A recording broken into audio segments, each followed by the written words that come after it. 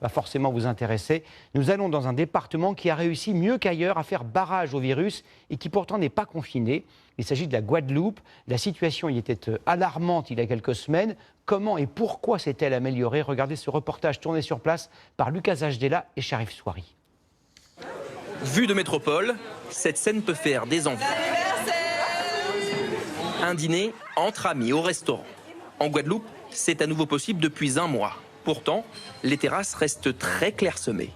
Les personnes préfèrent rester chez eux, mais bon, nous, on a décidé de sortir, mais tout en se lavant les mains, respecter les gestes barrières. L'impression de revenir de loin, de très loin même. Ici, la deuxième vague a frappé beaucoup plus fort que la première. 600 personnes hospitalisées en un peu plus de 2 mois, contre 80 au printemps. La Guadeloupe s'est fait peur. Ici, les commerces sont ouverts et les sorties sont libres, mais les rues de Pointe-à-Pitre sont beaucoup plus calmes que d'habitude. Les Guadeloupéens sont très prudents et preuve de cette prudence, le masque, qui n'est pas obligatoire partout, est porté par la quasi-totalité de la population. Faute de clients, le marché central n'ouvre plus que 6 fois par mois, loin du 7 jours sur 7 habituel. Nicaise a dû apprendre à relativiser. La vie, elle est belle.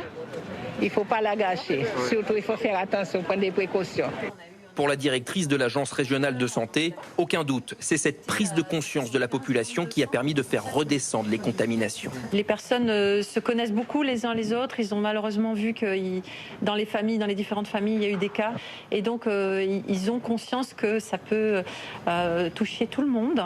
Pour sensibiliser aux gestes barrières, les actions se sont multipliées. À la cellule riposte, des médecins ou des infirmières répondent à toutes les interrogations sur le suivi des personnes positives. Et lui n'a pas fait de test non plus alors? Non, pas encore, non, pas encore. Ce serait bien qu'il aille faire le test, votre époux?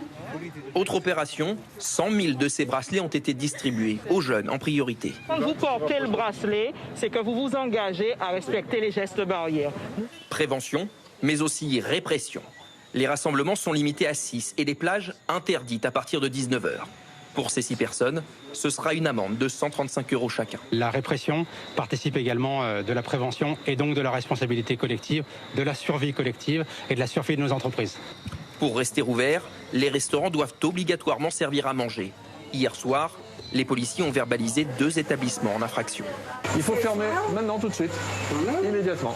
La deuxième vague est passée, mais une troisième est déjà redoutée. Les contaminations sont très légèrement reparties à la hausse cette semaine. Un mot de l'actualité judiciaire. Sid Ahmed Glam